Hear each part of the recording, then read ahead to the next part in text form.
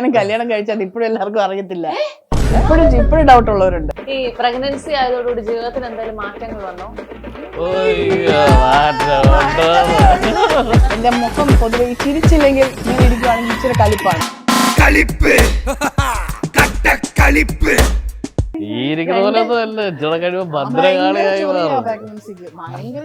മുട്ടനടി ഞാൻ ആളുകളോടൊക്കെ അടി ഉണ്ടാക്കും. സാറായിട്ട് പറഞ്ഞു എന്നാ വീണ ഞങ്ങളെ ചേച്ചി ചേട്ടാന്ന് വിളിക്കുന്നില്ലേ, വീണയുടെ ജൂനിയർ തന്നെ ഇവിടെ പഠിച്ച ഞങ്ങളെക്കാൾ ഒരു സുഹൃത്താണ്.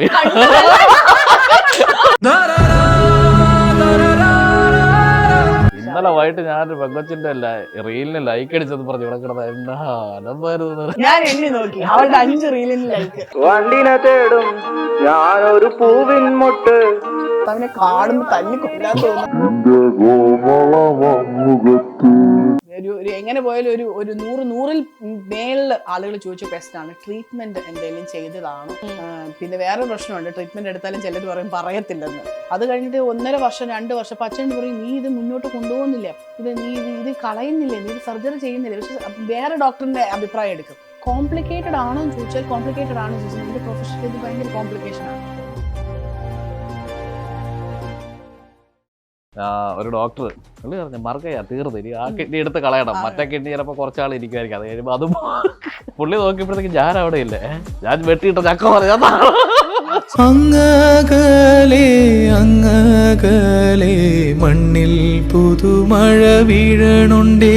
2 പ്രാവശ്യം രണ്ട് ഇത് നട്ടതേ ഉള്ളൂ. കർഷകശ്രീ എന്ന് വിളിച്ചു അവര് ആ മാഗസിനകത്ത് വരികയും ചെയ്തു. അത് ഞാൻ ആദ്യം ഇങ്ങോട്ട് കയറി വന്നപ്പോഴേ പറഞ്ഞു ഒരു വളരെ സിമ്പിൾ ആണ്, പക്ഷെ ഒരു എലഗന്റ് ഫോം ആണ് അല്ലേ, വളരെ ഹാപ്പി. ഒരുപാട് വലിയ വീടായാലും വലിയ പണിയായിട്ടാ വൃത്തിയാക്കി പറ്റുന്നില്ല.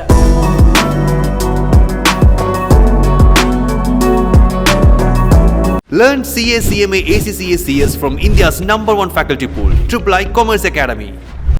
Hello everyone, welcome to another beautiful episode. അപ്പൊ നമ്മൾ എന്നുള്ളത് നിങ്ങൾക്ക് എല്ലാവർക്കും ഓൺലൈനിലൂടെ വളരെ പരിചിതരായ 2 ആൾക്കാരുടെ വീട്ടിലാണ്. സൂസമ്മയുടെയും താടിക്കാരന്റെയും വീട്ടിലാണ്.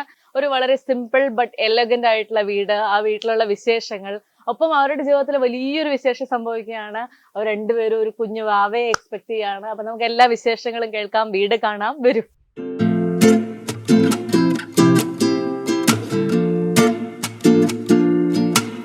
അപ്പൊ നമ്മൾ ഇന്ന് ഇവരുടെ വീട് കാണാൻ പോവാണ്. വീട് കാണുന്നതിന് മുന്നേ ജീവിതത്തിലെ ഏറ്റവും സന്തോഷകരമായ കാര്യത്തെ കുറിച്ച് നമുക്ക് കുറച്ചു നേരം ഇരുന്ന് സംസാരിച്ചാലോ? ഗർഭിണികളോട് ഞങ്ങൾ പ്രത്യേക പരിഗണനയുണ്ട്. ഈ പ്രഗ്നൻസി ആയതോടുകൂടി ജീവിതത്തിൽ എന്തെങ്കിലും മാറ്റങ്ങൾ വന്നോ?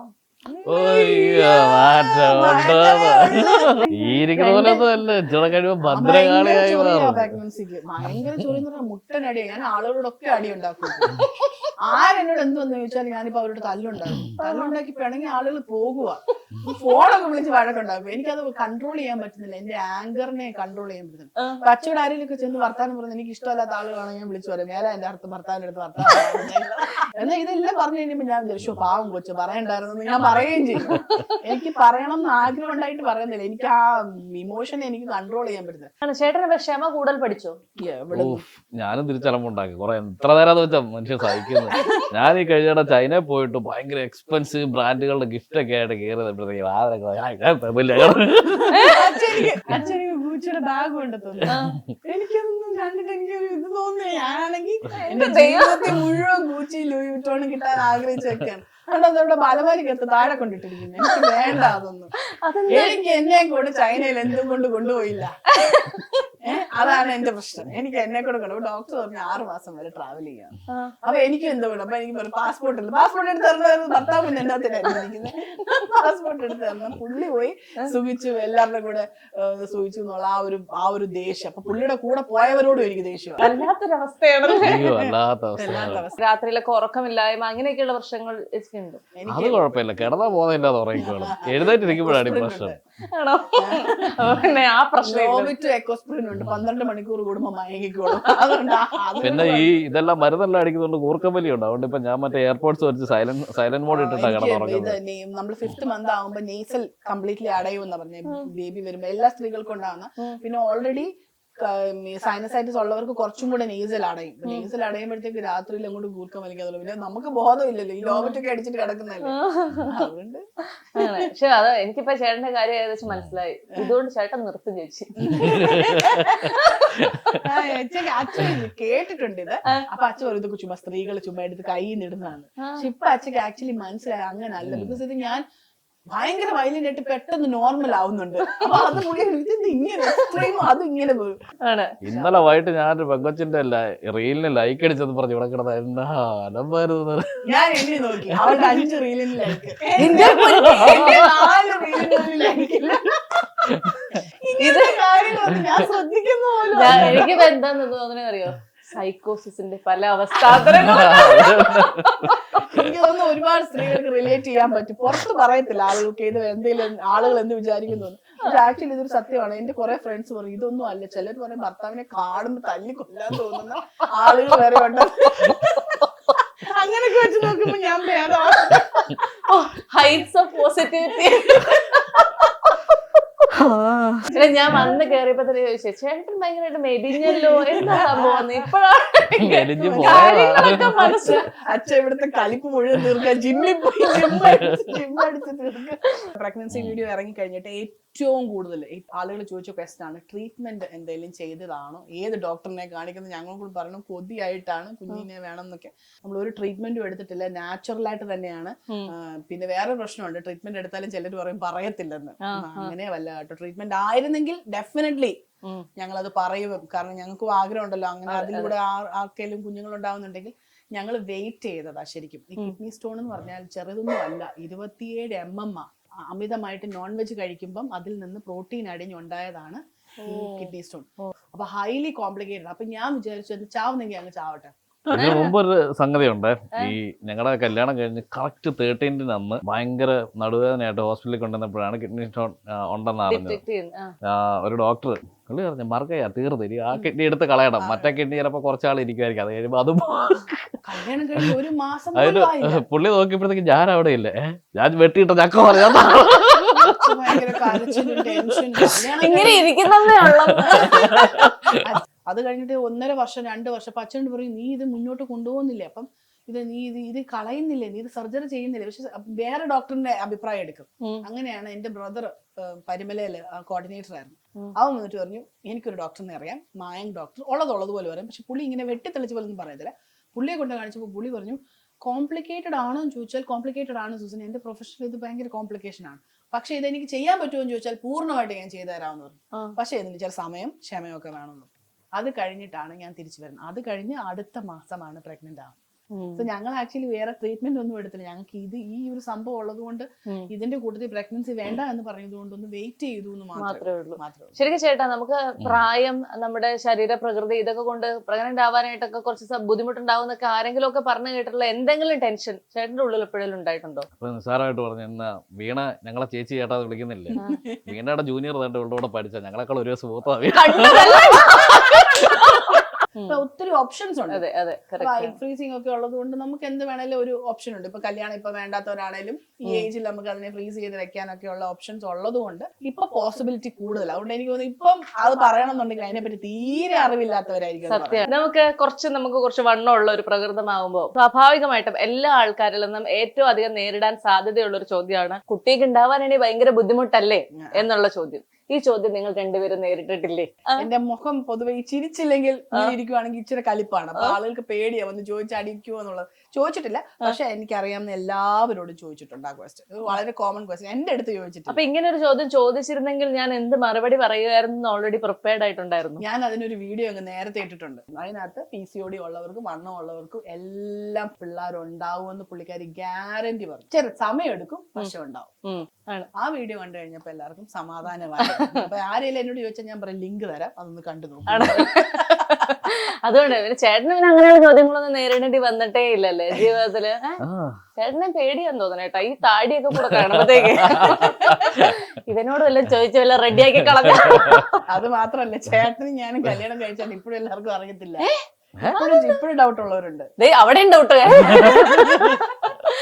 ഇപ്പോഴും എന്റെ വീഡിയോയുടെ അടി വരെ നിങ്ങൾ ഭാര്യയും ഭർത്താവും അങ്ങനെ ചോദിക്കുന്നവരുണ്ട്. ആണ്. കാരണം വെച്ചാൽ ഞങ്ങള് മറ്റു സാധാരണ കപ്പിൾസിനെ പോലെ ഉം. ഒന്നിച്ചുള്ള വീഡിയോസ് വളരെ കുറവാണ്. കുറവാ.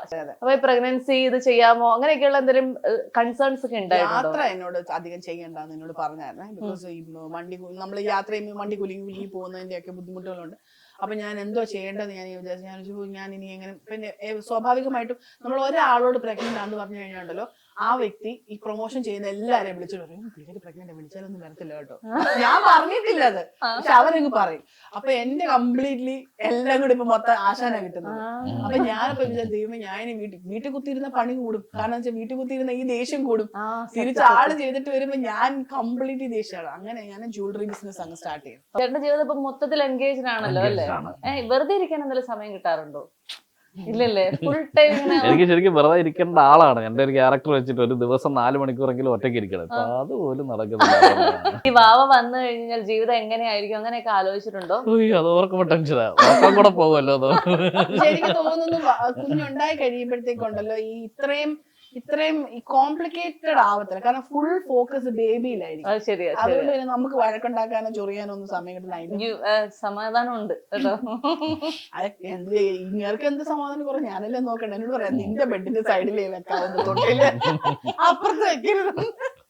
അത് ശരി. അപ്പൊ ഏതായാലും ആ തൊട്ടിലൊക്കെ വെക്കുന്ന ബെഡും വീടും ഒക്കെ ഒന്ന് കണ്ടാലോ? പിന്നെന്താ, മാവയുടെ കട്ടില്ല, ഞങ്ങളുടെ കട്ടില് ഞങ്ങളുടെ കട്ടില് കാണിച്ചാ.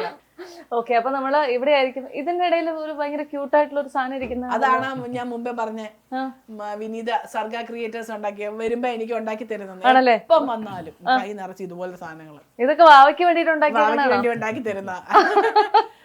നാളെ പോകുമ്പോ വീണ്ടും ഒരു സെറ്റ് തരുമെന്നാ പറഞ്ഞേ.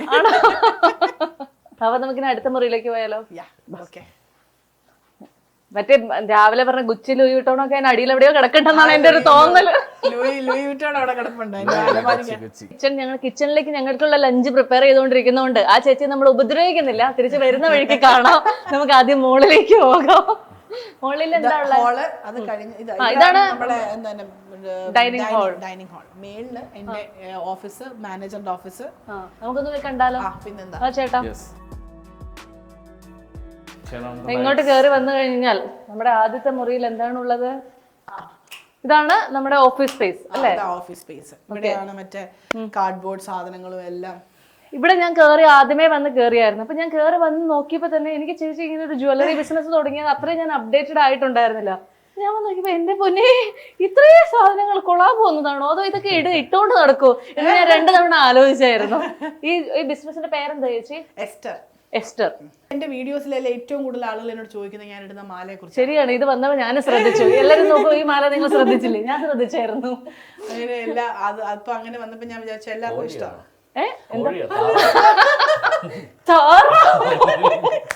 കോഴിയാണോ? ആണ്. അപ്പൊ ഈ ബിസിനസ് സോഫാർ നന്നായി പോകുന്നു. 2 months ആയതേ ഉള്ളൂ, പക്ഷെ നന്നായിട്ടാ പോകുന്നത്. ഞാൻ ഇങ്ങനെ ഇരിക്കുന്നതുകൊണ്ട് ഞാൻ വിചാരിച്ചു എന്തെങ്കിലും എന്നെ ഒന്ന് എൻഗേജ് ചെയ്യണം, അല്ലെങ്കിൽ എന്റെ കയ്യിൽ നിന്ന് പോകും. അതെ അതെ. എനിക്ക് എന്ത് പറഞ്ഞാലും ചേട്ടനെ കുറിച്ച് ആലോചന പോകും. പാവൻ ചേട്ടൻ. ഓക്കെ, അപ്പൊ ഇതാണ് നമ്മുടെ ഓഫീസ് റൂം. ഇനി അപ്പുറത്തെ മുറിയിലുള്ള ആരുടെ മാനേജറുടെ റൂമാന്ന് തോന്നുന്നു. മാനേജർക്ക് നെഞ്ചുവേദനയൊക്കെ എടുക്കുന്നുണ്ട്. അവനവിടെ കുറച്ച് സാധനങ്ങൾ എടുത്ത് ഇന്നലെ വൃത്തിയാക്കിയിട്ടുണ്ടോന്ന് പറഞ്ഞാണ്. ഇപ്പൊ കണ്ടോണം വൃത്തിയുടെ ഭാഗം. അത് കാണിക്കുക തന്നെ ചെയ്യണം. അത് ഇതാണ് വൃത്തി. അവൻ അലങ്കോലമായ സാധനങ്ങൾ ഒതുക്കി വെച്ചു. അതാണ് വൃത്തി എന്ന് ഉദ്ദേശിച്ചത്. അല്ല, ഇവിടെ ഒരുമാതിരിപ്പെട്ട ആണുങ്ങളെല്ലാം അങ്ങനെ തന്നെയാന്ന് തോന്നുന്നു വൃത്തി എന്ന് പറയാൻ ഉദ്ദേശിക്കുന്നത്. ഈ ഇവിടെ നിന്ന് പുറത്തേക്ക് നോക്കി കഴിഞ്ഞാൽ ഭയങ്കര മനോഹരമായ വ്യൂ ഉണ്ടല്ലോ ചേട്ടാ. അപ്പൊ നമുക്കൊന്ന് കണ്ടിട്ട് വരാം. അല്ലേ? ഇത് ആക്ച്വലി എന്താ? ഇത് കുളമാണോ പുഴയാണോ എന്താ സാധനം? ആറ്. ഈ ആറിന്റെ പേരെന്താ? ഇതാണ് നമ്മുടെ മീനച്ചിലാറ്. അപ്പൊ നമ്മളിനി എങ്ങോട്ടാ പോകുന്നത്? ഇത്രയുമാണ് നമ്മുടെ മെയിൻ ലോകം. ഇതിനകത്ത് ഞങ്ങൾ ഒന്നും ചെയ്തിട്ടില്ല. ബിക്കോസ് ഇത് ഞങ്ങൾ യൂഷ്വലി ക്രിസ്മസിന് എന്തെങ്കിലും അലങ്കാരം ചെയ്ത് അതായി അതുപോലെ വെച്ച് എനിക്കിനി വയ്യ പിന്നെ പണിയായി. ഓക്കെ, അത് ഞാൻ ആദ്യം ഇങ്ങോട്ട് കയറി വന്നപ്പോഴേ പറയുന്നത് ഇതൊരു ഒരു വളരെ സിമ്പിൾ ആണ്, പക്ഷെ ഒരു എലഗന്റ് ഹോം ആണ് അല്ലേ? വളരെ ഹാപ്പി. ഒരുപാട് വലിയ വീടായാലും വലിയ പണിയായിട്ടാ ഇതൊക്കെ വൃത്തിയാക്കിക്കൊണ്ട് നടക്കണ്ടേ. എങ്കിൽ നമുക്ക് താഴത്തേക്ക് പോയാലോ? ഒരു വീട്ടിലേക്കുള്ള എല്ലാ സാധനങ്ങളും ഇവിടെ ആവുമായിരുന്നോ? അത്ര അത്യാവശ്യം സാധനങ്ങൾ. പയർ എല്ലാ ദിവസവും എനിക്ക് പയർ കഴിക്കണേ. എല്ലാ ദിവസവും പയർ കഴിക്കണം. അങ്ങനെ അച്ഛൻ പയർ നട്ടത്. എല്ലാ ദിവസവും നമുക്ക് 3-4 കെട്ട് വെട്ടും. ആണോ? ചേട്ടന്റെ ഉള്ളിൽ ഒരു കുക്ക് മാത്രമല്ല ഒരു കർഷകനും ഉണ്ടോ? അതെനിക്ക് ഭയങ്കര ഇഷ്ടമുള്ള ആണോ? 2 പ്രാവശ്യം രണ്ട് ഇത് നട്ടതേ ഉള്ളൂ. കർഷകശ്രീ എന്ന് വിളിച്ചു അവര്. ആ മാഗസിനകത്ത് അതിനകത്ത് വരികയും ചെയ്തു. അങ്ങനെയാണ് നമ്മളുടെ ഈ കൊച്ചു വീട്, കൊച്ചു കൊച്ചു സന്തോഷങ്ങൾ അല്ലേ? ഈ ഫോട്ടോയുടെ കഥ എന്താ ചേട്ടാ? ഇത് ഒരു പയ്യൻ വരച്ചു തന്ന അവൻ പെൻസിൽ ഡ്രോയിങ് ആണോ ഇത്? അവൻ ചെയ്യാത്ത ഒരു കാര്യമില്ല, സകലവിധ കഴിവുള്ള ഒരു പയ്യനാണ്. ആണ്. അവന് ചേട്ടനോടായിരുന്നു ഏറ്റവും കൂടുതൽ സ്നേഹം. കണ്ടില്ലേ, വളരെ എവിടുന്നില്ല എന്നത്തെ എവിടെയെങ്കിലും ഒരു അറ്റത്തെങ്കിലും തലയിൽ ചിന്തിക്കുന്നതായിട്ടെങ്കിലും നിന്നെ നോക്കി ചിരിക്കുന്ന നിങ്ങൾ ഇങ്ങനെ വീഡിയോ ഒന്നും പറഞ്ഞാലല്ലേ അറിയുള്ളൂ. ആദ്യം ഈ ഫോട്ടോ ആയിരുന്നു വരച്ചത്. ഇതിനകത്ത് കാരണവരെ പോലെ ഒരു പള്ളിയിലച്ഛനെ പോലെ ഉണ്ട്. പക്ഷെ എന്നെ നല്ലതായിട്ടാണ് വരച്ചിരിക്കുന്നത്. അതെ, അതിന്റെ കേട് തീർത്തതാണ് അവനവിടെ. ഇതെന്താ ചേച്ചി ഇവരെ ഇങ്ങനെ എല്ലാ അവിടെ ഇവിടെയൊക്കെ കാണാലോ? ഇത് ശരിക്കും പറഞ്ഞാൽ വിനീത എന്ന് പറഞ്ഞൊരു കുട്ടി ചെയ്യുന്നതാണ്. സർഗ ക്രിയേറ്റേഴ്സിന്റെ ആണ് ഇത്. ഇങ്ങനെ ക്രോഷ്യ വർക്ക്. അവളെ ഇപ്പൊ എന്നെ കാണാൻ വന്നു കഴിഞ്ഞാല് വേണ്ട, ഞാൻ പൈസ തരും, നീ എനിക്ക് തരരുത്, ക്രോഷ്യ വർക്ക് സാധനങ്ങൾ തരരുത്, നീ എത്ര തന്നാലും ഞാൻ പൈസ തന്നേ വാങ്ങിക്കോളൂ എന്ന് പറഞ്ഞാൽ അവൾ പറയുന്ന വേണ്ട ചേച്ചി ഞാൻ തരുന്നില്ലെന്ന് പറഞ്ഞിട്ട് അവൾ ഇവിടുന്ന് പോകും. പോയി കഴിഞ്ഞിട്ട് ഞാൻ തിരിച്ചു വരുമ്പോ ഇത് അവിടെ ഇവിടെ എല്ലാം ഇരിക്കുന്നതാണ്. അവിടെ ഇവിടെ ബെഡ്റൂമിലെല്ലാം കൊണ്ട് വെക്കും. ഇതെന്താ സംഭവം? അത് ലുലുവില് ഞാൻ കണ്ടിട്ട് അച്ഛക്ക് വാങ്ങിച്ചോണ്ട് കൊടുത്തു. അച്ഛക്ക് ഇങ്ങനത്തെ സാധനങ്ങൾ ഇഷ്ടമാണ്. എനിക്ക് വാങ്ങിച്ചു അച്ഛക്ക് വാങ്ങിച്ചു. ഇത് ശരിക്കും ആണോ? പ്രസ് ചെയ്യണം. ഓ, കരയോ ചെയ്യോ കുട്ടി? എന്തൊക്കെയാ നമുക്ക് ഇവിടെ സ്പെഷ്യല്? ചിക്കൻ കറി ഉണ്ട്, ചിക്കൻ കറി ഉണ്ട്, പിന്നെ എന്താ ഉള്ളേ? മോരുണ്ട്, മോര് കറി ഉണ്ട്, ഉരുളക്കിഴങ്ങ് മെഴുക്കുവരട്ടി ഉണ്ട്, പയറ് തോരൻ. ആ, കാര്യമായുണ്ട്. സന്തോഷായി. പിന്നെ ചോറും ഉണ്ട്. കുത്തരി ചോറാണോ? അല്ല, വെള്ളച്ചോറ്. ഇതിന്റെ പേരെന്താ? പൊന്നിച്ചോറാണ്. പൊന്നി ഉപയോഗിക്കുന്നത്. ഡയറ്റ് ബേസിസിൽ പൊന്നി ഏറ്റവും ആണ്. ഇവിടെ ഇപ്പൊ പെട്ടെന്ന് വന്നിരുന്ന ഒരു ഇളക്കലൊക്കെ കാണുമ്പോ നമ്മള് വിചാരിക്കും ചേട്ടൻ നമുക്ക് വേണ്ടി ഉണ്ടാക്കി വെക്കുകയായിരുന്നു എന്ന്. ചേച്ചി എന്തോ വീഡിയോ വന്നപ്പോ നാണിച്ചപ്പുറത്തേക്ക് പോയത് കൊണ്ട് ചേട്ടൻ ആ നേരത്തെ സ്കോർ ചെയ്യണ്ട. ബാ, എങ്ങനെയുണ്ട്? അടിപൊളിയായിട്ടുണ്ടല്ലേ? അപ്പൊ ഞങ്ങൾ ഇനി ഭക്ഷണമൊക്കെ കഴിച്ച് ആഘോഷമായിട്ട് ഇവിടെ ഇരിക്കട്ടെ. ഇതാണ് സൂസമ്മയുടെയും താടിക്കാരുടെയും കുഞ്ഞു വീട്, മനോഹരമായ വീട് അല്ലേ? നിങ്ങൾക്ക് എന്താ ഓഡിയൻസിനോട് പറയാനുള്ളത്? വെറുതെ ലൈക്ക്, ഷെയർ ആൻഡ് സബ്സ്ക്രൈബ്. അപ്പൊ ഓക്കെ, ബൈ.